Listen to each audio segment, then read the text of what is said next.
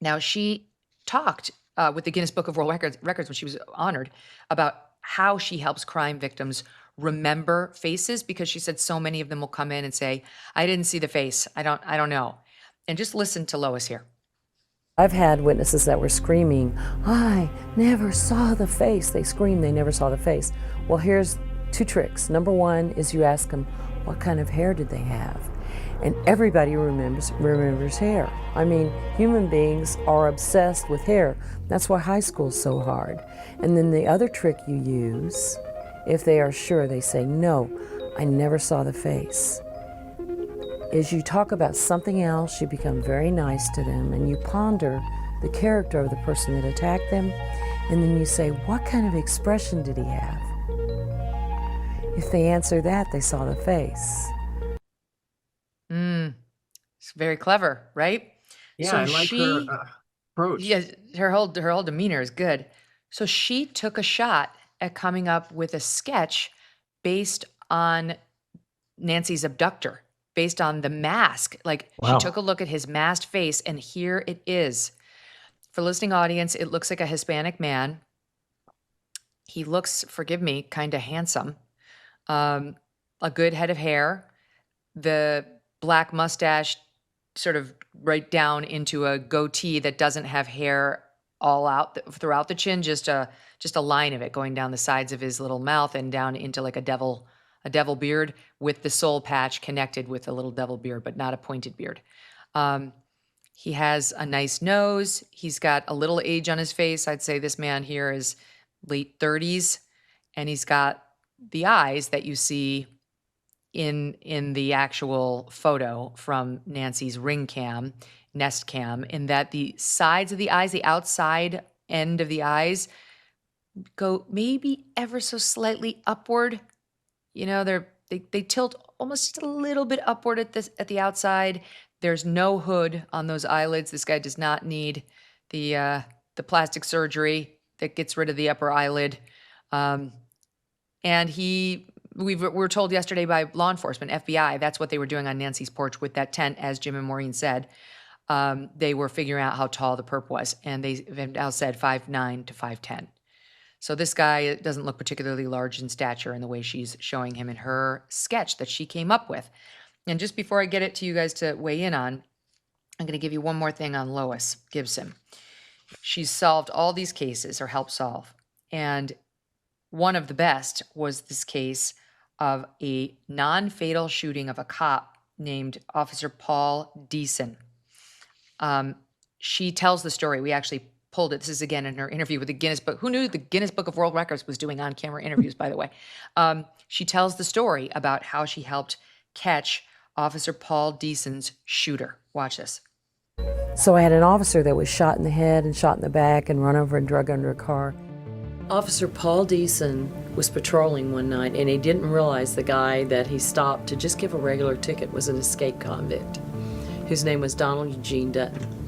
So Don Dutton, as soon as he gets stopped by Paul Deason, he jumps out of his car and he shoots Paul in the head and in the back. And Paul twirls around and falls down unconscious on the ground. So Don Dutton got back in the car and on purpose ran over Paul, Officer Deason, and it drug him down the street about 60 feet. So Paul is so tough, he gets up and walks back to his radio and calls in his own assist, and was semi-unconscious, and he told me, I didn't remember his face, I didn't see his face, I only saw the flash of the gun.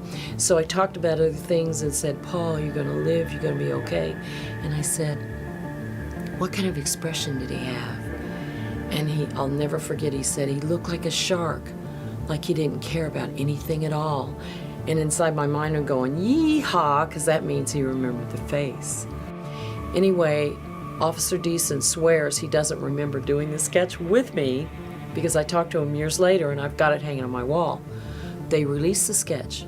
3 days later, Don Dutton was caught trying to shoplift a chainsaw from a Sears. When he was arrested for the shoplifting incident, 2 of the guys at the jail thought he looked like my sketch. So they held an in-hospital room video lineup for Paul Deason, and he picked him out. And then They went to the parking lot of the shoplifting scene and they found a car with pieces of Paul's skin and uniform hanging from the undercarriage. So he for sure did it. And I went to trial and he got life in prison, and Paul reached over across the bench and kissed me on the cheek. Incredible story. And That like for the is. listening audience, her sketch of the perp there, Don, is identical. Guys, look at that. Look at Agreed. that. It's as if Sharp she was eyes. working off of the photograph of this man. But when she drew that sketch on the left, she had never seen his face. She had a cop who didn't think he had seen his face, a cop who'd suffered massive trauma. So you'd have to really question whether he remembered anything you could be relied on for a description. It is as if she drew the photograph. So we do Wow. need to take Lois seriously when she puts this sketch together and says, I took a shot. And here's what she wrote on X. I guessed at the parts of the face covered with the ski mask on this Nancy Guthrie kidnapping suspect. I used the surveillance photos shown. I spent 43 years at the job trying to help detectives with similar photos. Only things somewhat sure are eyes and part of lips/mustache. I'll take the hit if I'm drastically wrong. Don't criticize, do your own. So Lois is like, she's not taking guff from anybody. She's throwing down. It was a bold thing for her to do because she knows she could be wrong.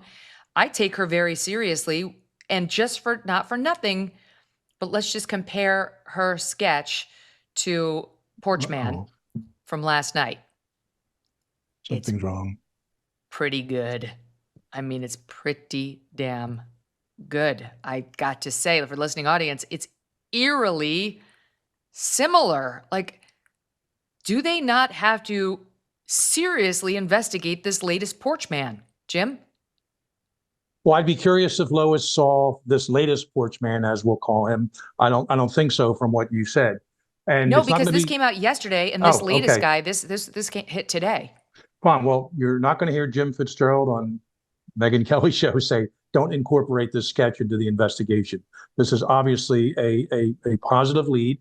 And by the way, it's refreshing to see sketch artists who actually draw their composite sketches as opposed to using software. The software is okay, but I really like seeing the artist. It's a true art, not to use that word over again. Lots and lots of practice is needed. You have to be a very good listener, and you have to know how to interact with people. Obviously, she's not doing that in this case.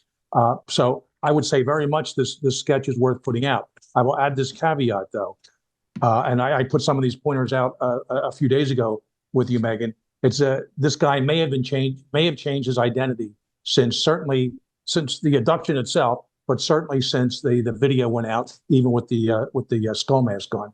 So look at the base. I would tell the public, look at the basic features in this composite sketch, but don't get thrown off, without the goatee, mustache, whatever.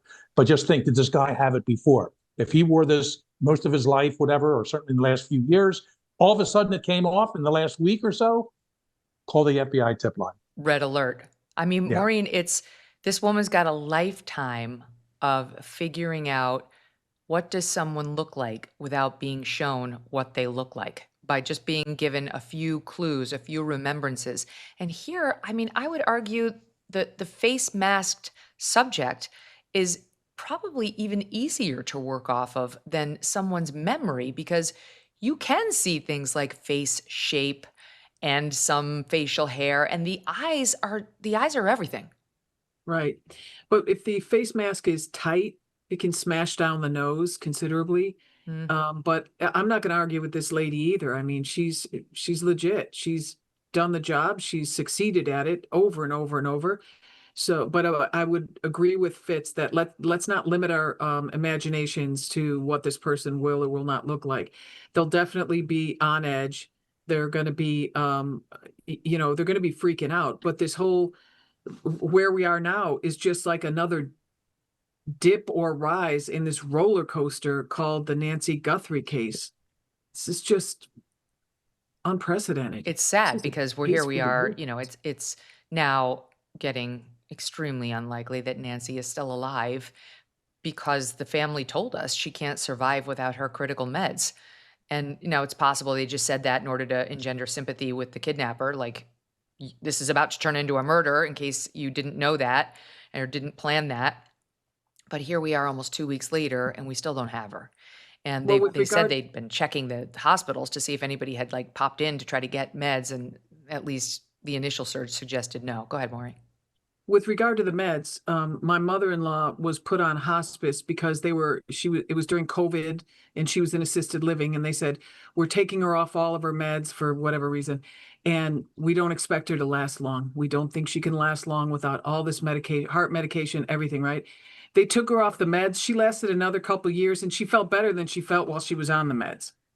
So that gives me a little bit of hope. We have to work this case. Law enforcement has to work this case like she's alive. It's the only way to work this. And that's why tensions run high.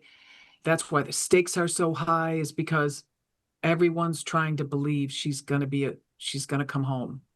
Well, I mean, Jim, you know as well as I do that these sketches, they they can be really good. I mean, they can be great, like Lois. They can be not as great. I mean, the Unabomber sketch is the most famous or infamous sketch in the world. Everybody knew the Unabomber by his police sketch for the vast majority. I bet, in fact, when you say Unabomber, I think people think of the police sketch more than they think of the actual image of Ted Kaczynski once you guys got him. I can't really look. I'm looking at it now. Can I really say this sketch artist nailed Ted Kaczynski? I don't know. I mean, like, you know, it shows him with the hoodie and the sunglasses, and then you see him later with his crazy mane of hair and his crazy beard. I'm not sure. There have been others. There was one, the Night Stalker, a serial killer in San Francisco Bay Area, LA, April 84 through August of 85. He killed at least 15 people. We're showing his sketch on the board right now. That's not bad. That one's not bad at all. Police had released one of these to the media, and he was caught later, but that one's not bad. The one of Dennis Rader, BTK, I don't know. You tell me what you think. It's not going to identify him with his family or friends, No, unfortunately. not great. You could rule some people out. It'll be tough to rule someone in based on that composite right there. But they tried. Let me show you That's one all they other. can do. Here's Son of Sam, David Berkowitz, who terrified us all in 1977, 1 year in New York City. And let me tell you, growing up in upstate New York during that time, everybody knew who Son of Sam was. This one actually got a lot of criticism after he was caught because they ripped on the sketch artist. I think it's actually pretty good, not knowing, you know, for somebody who's never seen him before. But the face is a lot thinner than Berkowitz really was. Like, Berkowitz was fat. He was kind of chubby. Fat, and he had that receding hairline that you don't, you know, the sketch just looks like some guy with perfect hair versus. And the what this sketch shows a clown- nose that looks like, I don't know, it's like more wide at the bottom with wider nostrils and a thinner bridge. And Berkowitz's nose it looks more Italian to me. Like, or Greek. it doesn't look the same down at the bottom. And the lips don't look the same. But I mean, it bears a resemblance, I think it's fair to say. But so I don't know, like, they're hit or miss, basically. But let me add here, all this stuff is good and important, but this opens up another door for us that I was hesitant to get into for the last week or so. I think we touched on it yesterday. Why is this guy now on the porch of someone else a week before or so, 5 miles away? And what is the problem with that? And was this a mission-oriented project, which I thought it was all along, to kidnap Mrs. Guthrie? And we'll rule out Tupac from last night, but this guy does look good.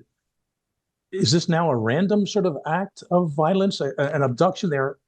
And then that even strengthens more now that the kidnapping part and the raising the money for ransom is even more specious and not connected at all to the actual abduction. International disputes, inflation, rising national debt, digital currency. There's a never-ending list of reasons gold has risen over 700% in the last 20 years. And a never-ending list of reasons smart Americans diversify a portion of their savings into precious metals with Birch Gold Group. Gold can thrive during uncertainty, which is why it's a crucial part of a balanced strategy. It gives you peace of mind, given all the events that could impact the U.S. economy. See if holding gold in a tax-sheltered retirement account is right for you. Birch Gold can help you convert an existing IRA or 401k into an IRA in gold. Just text MK to the number 989898 to receive your free info kit on gold. There's no obligation, just useful information. With an A+ rating from the Better Business Bureau and tens of thousands of happy customers, consider letting Birch Gold help you diversify with gold, so you too can have peace of mind regardless of the uncertainty. Text MK to 989898. Thanks so much for watching. If you like what you just saw, hit the subscribe button for more clips and full episodes.